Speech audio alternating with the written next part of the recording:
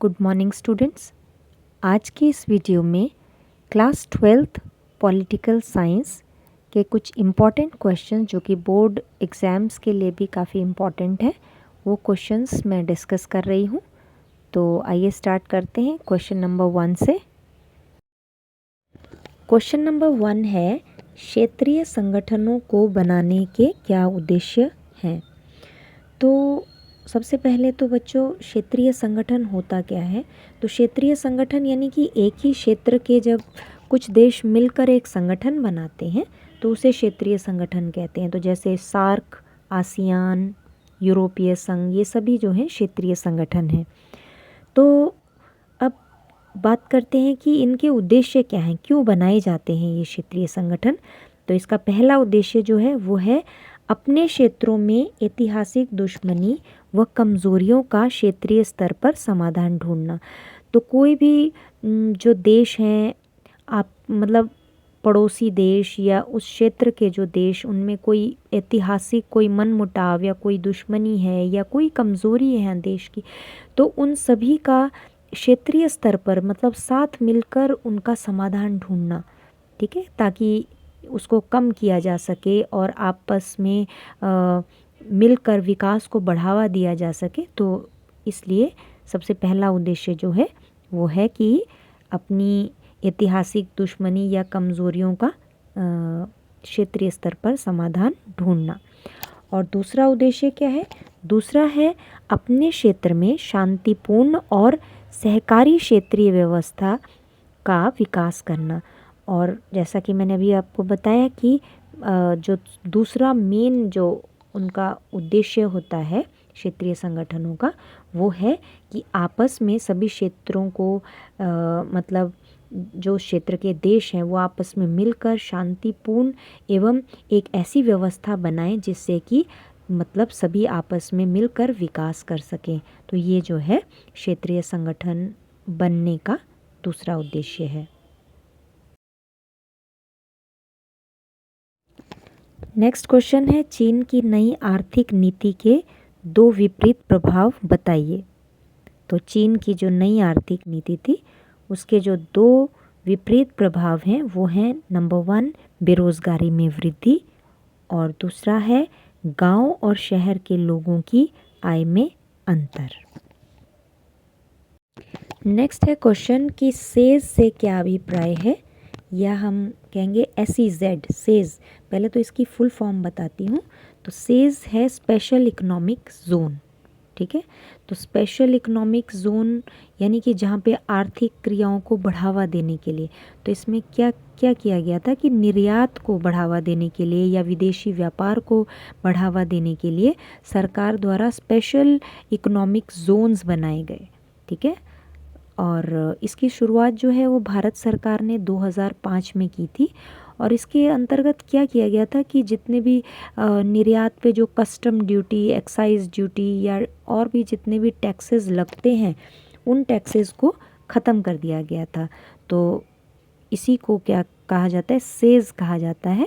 और ये था कि विदेशी व्यापार में वृद्धि के लिए जो है ये स्पेशल इकोनॉमिक जोन्स जो है इनका निर्माण किया गया था। और चीन विश्व में प्रत्यक्ष विदेशी निवेश के लिए सबसे आकर्षक देश बनकर उभरा। नेक्स्ट क्वेश्चन है कि मार्शल योजना क्या थी। उत्तर है कि द्वितीय विश्व युद्ध के बाद यूरोप में साम्यवाद के प्रसार को रोकने के लिए अमेरिकी विदेश सचिव जो थे जॉर्ज मार्शल, उन्होंने एक योजना लागू की थी जिसे कि मार्शल योजना का नाम दिया गया। तो इस योजना के तहत जो है द्वितीय विश्व युद्ध के बाद जो यूरोपीय देशों की जो अर्थव्यवस्था थी वो काफ़ी नीचे आ गई थी। तो उस अर्थव्यवस्था को उठाने के लिए, उसके पुनर्गठन के लिए अमेरिका ने यूरोपीय देशों की मदद की थी। तो इसी योजना को जो है मार्शल योजना का नाम दिया गया। नेक्स्ट क्वेश्चन है, आसियान के 2 उद्देश्य बताइए। तो जैसे कि आप सभी जानते हैं आसियान जो है वो एक क्षेत्रीय संगठन है, दक्षिण पूर्वी एशियाई देशों का संगठन है और इसके जो मुख्य उद्देश्य हैं इसके गठन के वो हैं सबसे पहला आर्थिक विकास की गति को तेज़ करना। तो जितने भी सदस्य राष्ट्र हैं इसमें तो सबके जो आर्थिक विकास है सभी देशों में उनकी गति को तेज़ करना। और दूसरा है सामाजिक व सांस्कृतिक व प्रौद्योगिक विकास करना। तो ये दोनों जो हैं ये आसियान के गठन के मुख्य उद्देश्य हैं। नेक्स्ट क्वेश्चन है कि चीन ने विदेशी व्यापार में वृद्धि लाने के लिए किन 2 नीतियों को अपनाया। तो ये काफ़ी इम्पॉर्टेंट है कि कई बार पूछा जाता है कि चीन ने कौन कौन सी नीतियों का प्रयोग किया या कौन कौन सी नीतियों को अपनाया जिससे कि उसके विदेशी व्यापार में वृद्धि हुई। तो वो है नंबर 1 1978 में खुले द्वार की नीति। तो आप सभी जानते हैं कि खुले द्वार की नीति का अर्थ होता है कि मतलब अन्य देशों को मतलब अपने देश में निवेश करने की परमिशन देना। ठीक है, तो मतलब और देश भी उस देश में निवेश कर सकते हैं। तो ये जो है चीन ने इसको खुले द्वार की नीति का नाम दिया और ये नीति अपनाई।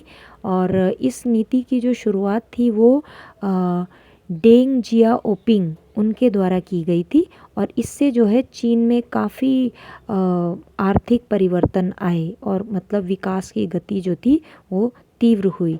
और दूसरी जो नीति थी वो थी सेज की नीति, SEZ, जिसका मैंने अभी पिछले क्वेश्चन में एक्सप्लेन किया था कि स्पेशल इकोनॉमिक जोन। तो ऐसे स्पेशल इकोनॉमिक जोन बनाकर भी उन्होंने अपना निर्यात बढ़ाया और इससे जो है देश की अर्थव्यवस्था में बहुत अच्छा राइज आया, बहुत अच्छा सुधार हुआ। नेक्स्ट क्वेश्चन है यूरोपीय संघ के झंडे के विषय में संक्षिप्त विवरण दीजिए। तो जो यूरोपियन संघ का जो फ्लैग है, जो झंडा है, उसमें 12 जो हैं वो गोल्डन स्टार्स यानी कि सोने के रंग के जो सितारे हैं वो बने हुए हैं एक वृत्त की फॉर्म में। तो जो कि यूरोपीय संघ की एकता को दर्शाता है और 12 सितारे वहाँ पर इस संख्या को पारंपरिक रूप से पूर्णता, समग्रता और एकता का प्रतीक माना जाता है। नेक्स्ट क्वेश्चन है अंतर्राष्ट्रीय समुदाय में आसियान के सशक्तिकरण के लिए क्या क्या कदम उठाए जाने चाहिए। तो इसका उत्तर है यूरोपीय संघ की तरह इनका अपना झंडा, गान, मुद्रा व स्थापना दिवस होना चाहिए। दूसरा है कि अर्थव्यवस्था को मजबूत करने के लिए सकल घरेलू उत्पाद में वृद्धि करना। इसके बाद है व्यापार को बढ़ावा देना। इसके साथ साथ सुरक्षा और विदेश नीतियों में तालमेल स्थापित करना। और लास्ट है कि यूरोपीय संघ की तरह UN की गतिविधियों में भाग लेना। तो ये सभी जो कदम हैं ये आसियान के सशक्तिकरण के लिए आवश्यक हैं। नेक्स्ट क्वेश्चन है कि विश्व की साझी संपदा की रक्षा के लिए कौन कौन से समझौते किए गए हैं। तो सबसे पहले यहाँ पे मैं ये बताना चाहूँगी कि साझी संपदा होती क्या है। तो साझी संपदा या साझी संपत्ति जो है वो वह संपत्ति है या वह संपदा है जिस पे किसी एक व्यक्ति विशेष या किसी एक देश का अधिकार नहीं होता है बल्कि संपूर्ण मानव जाति का अधिकार होता है और इसकी रक्षा भी किसी एक देश या एक व्यक्ति का कर्तव्य नहीं बल्कि संपूर्ण मानव जाति का, सभी देशों का यानी पूरे विश्व का कर्तव्य है, सभी देशों का कर्तव्य है कि इस संपदा की रक्षा की जाए। ठीक है, तो इसको कहा जाता है साझी संपत्ति या साझी संपदा। उसके बाद है इस क्वेश्चन ये है कि इसमें क्या क्या समझौते, इसकी रक्षा के लिए क्या क्या समझौते किए गए। तो वो है नंबर 1 1959 में अंटार्कटिका संधि। सेकंड है 1987 में मॉन्ट्रियल प्रोटोकॉल। उसके बाद है 1991 में अंटार्कटिका पर्यावरणीय प्रोटोकॉल। और फोर्थ है 1997 में क्योटो प्रोटोकॉल। तो ये सभी जितने भी समझौते थे, इनमें इन्हीं हमारे जो जितने भी प्राकृतिक संसाधन हैं, किसी न किसी संसाधन के विषय में बातचीत करके किस प्रकार से क्या क्या कदम उठाए जाएं उनकी रक्षा के लिए, तो वो सब जो हैं वो आपस में डिस्कस किए गए और उसके उपाय जो हैं वो निकाले गए। नेक्स्ट क्वेश्चन है कि टिकाऊ विकास या अक्षय विकास क्या है, इसको कैसे लागू किया जा सकता है। तो सबसे पहले तो मैं ये बताती हूँ कि टिकाऊ विकास या अक्षय विकास या फिर इसे हम सतत पोषणीय विकास भी कहते हैं, वो क्या होता है। तो ये है कि प्राकृतिक संसाधनों का ऐसे प्रयोग करना कि वर्तमान पीढ़ी की आवश्यकताएं ही नहीं बल्कि जो भविष्य में आने वाली पीढ़ियां हैं उनके लिए भी वह संसाधन मौजूद रह सके, वो भी उस संसाधन का प्रयोग कर सके। तो इस तरह से जो है वर्तमान में हम अपने संसाधनों का प्रयोग करें, तो उसी को कहा जाता है टिकाऊ विकास, ठीक है, या सतत पोषणीय विकास। और इसको हम कैसे अप्लाई कर सकते हैं, कैसे लागू कर सकते हैं, यानी कि कैसे सतत पोषणीय विकास किया जा सकता है। तो उसके जो कुछ स्टेप्स हैं या उसके कुछ जो उपाय हैं वो हैं, सबसे पहला है आवश्यकताओं में कमी। तो मानव जो है वो वर्तमान समय में उसने अपनी आवश्यकताएं इतनी बढ़ा ली हैं कि जिससे क्या हो रहा है कि प्राकृतिक संसाधनों का दुरुपयोग हो रहा है। तो सबसे पहला जो है कि मनुष्य अपनी आवश्यकताओं में कमी करेगा तो क्या है, हम अपने संसाधनों को तब बचाए रख सकेंगे। सेकंड है आवश्यकता अनुसार उत्पादन। फिर दूसरा जो चीज़ है कि हम जो है एक्सेस में जो उत्पादन कर लेते हैं या एक्सेस में ज़रूरत से ज़्यादा प्राकृतिक संसाधनों का दोहन कर लेते हैं, तो वह भी जो है गलत है। तो हमें क्या करना चाहिए कि अपनी आवश्यकता अनुसार ही उत्पादन या प्राकृतिक संसाधनों का इस्तेमाल करना चाहिए। उसके बाद नेक्स्ट है प्राकृतिक सह अस्तित्व। तो सभी जितने भी चाहे वो प्राकृतिक वनस्पति है, चाहे वो जीव जंतु हैं, तो यह बात हमें समझ लेनी होगी कि जो सह अस्तित्व है वही संभव है। अगर कोई भी प्रजाति, चाहे वो वनस्पति की हो या फिर जीवों की हो या जीव जंतुओं की हो, तो अगर धीरे धीरे करके वो लुप्त होते जाएंगे तो फिर एक समय मानव का भी अंत निश्चित है। तो इसीलिए मानव को अपने मन में ये अच्छे से समझ लेना होगा कि प्राकृतिक सह अस्तित्व ही क्या है, अति आवश्यक है। और उसके बाद नेक्स्ट है प्राकृतिक संसाधनों का उचित व पूर्णता प्रयोग। और जितने भी प्राकृतिक संसाधन हैं उनको पूर्णतः उनका उपयोग किया जाए और मतलब उनका दुरुपयोग ना हो, और प्रदूषण की समस्या को बढ़ाकर या प्रदूषण करके हम उसको जल्दी से जल्दी उसको क्षीण ना करें, उसको ख़त्म ना करें। तो इस तरफ भी हमें ध्यान देना होगा।